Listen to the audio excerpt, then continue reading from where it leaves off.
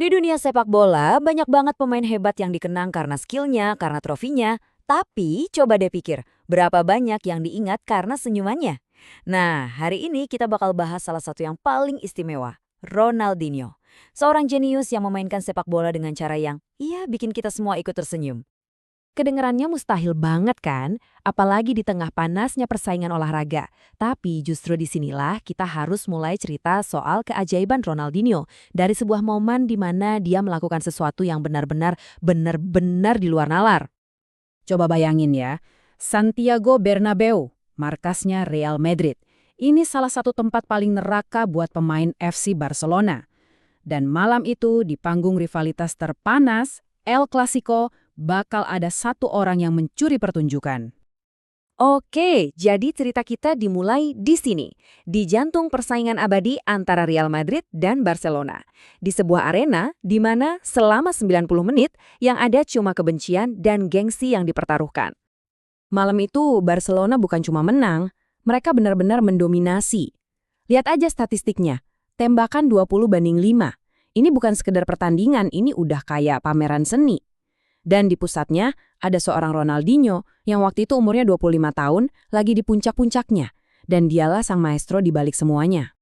Setelah dia lari sendirian, ngelewatin bek-bek kelas dunia, seolah-olah mereka itu cuma kon latihan, dia nyetak gol keduanya. Dan hening sejenak, tiba-tiba stadion bergemuruh.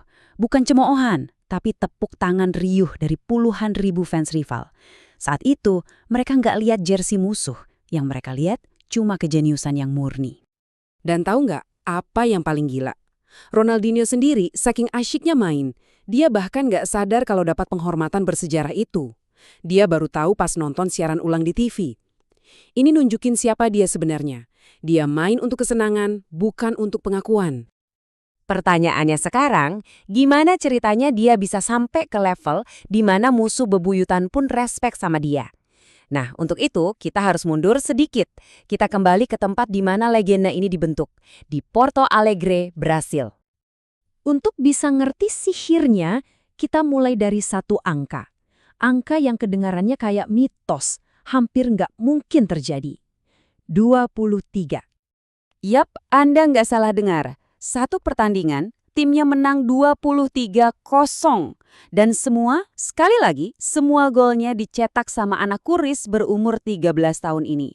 Momen inilah yang pertama kali bikin geger komunitas sepak bola lokal. Mereka sadar, anak ini bukan bakat biasa. Ini bakat yang mungkin cuma datang sekali seumur hidup. Kejeniusannya itu bukan cuma anugerah dari lahir. Bakatnya itu ditempa di laboratorium sepak bola Brasil yang paling keras. Futsal bikin kontrol bolanya jadi super lengket dan kreatif di ruang sempit. Sementara main di pantai ngajarin dia cara menari dengan bola di permukaan yang gak bisa ditebak. Nah, inilah fondasi dari semua trik-trik mustahil yang sering kita lihat. Nah, ini dia bagian yang paling menarik dari Ronaldinho. Bukan cuma soal gimana cara dia main, tapi kenapa dia main dengan gaya seperti itu.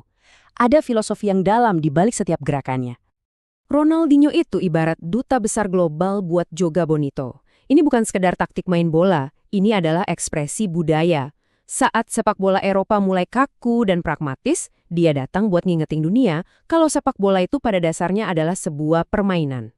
Buat dia, menang itu penting, tapi memenangkan hati penonton dengan keindahan itu jauh lebih penting. Dan filosofi itu kelihatan banget di setiap sentuhan bolanya. Mulai dari elastikonya yang kayak melawan hukum fisika, sampai operan tanpa lihat yang bikin bek lawan kebingungan. Ini bukan cuma buat pamer loh, ini adalah cara dia mengekspresikan kebahagiaan dan yang paling penting, bikin semua yang nonton ikut senyum. Filosofi sukacita ini bukan cuma omong kosong, tapi punya dampak yang luar biasa nyata. Sekarang, mari kita lihat gimana dia berhasil membangunkan raksasa yang tertidur, yaitu FC Barcelona, yang kondisinya lagi terpuruk banget pas dia datang tahun 2003. Angka-angka ini udah menjelaskan semuanya. Sebelum dia datang, Barcelona itu puasa gelar. Kedatangannya bukan cuma bawa trofi, tapi juga bawa kembali senyum dan kepercayaan diri ke seluruh kota. Dia jadi titik balik, mengangkat tim yang lagi lesu jadi raja Eropa lagi, dan mengembalikan mental juara ke Camp Nou.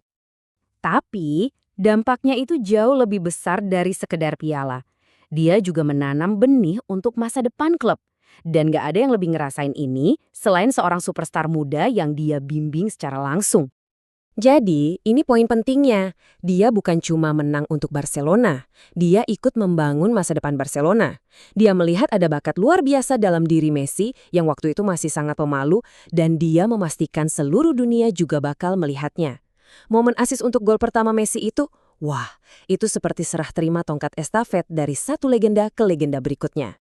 Jadi, apa sih warisan utama Ronaldinho? Mungkin kita nggak bisa mengukurnya pakai statistik, tapi kita bisa merasakannya lewat kata-kata dari mereka yang pernah main bareng dia, bahkan yang jadi lawannya. Buat teman-teman satu timnya, dia itu penyihir. Dia adalah jaminan bahwa di situasi paling buntu sekalipun, keajaiban itu selalu bisa diciptakan dari kakinya. Bahkan rival-rival beratnya pun cuma bisa geleng-geleng kepala.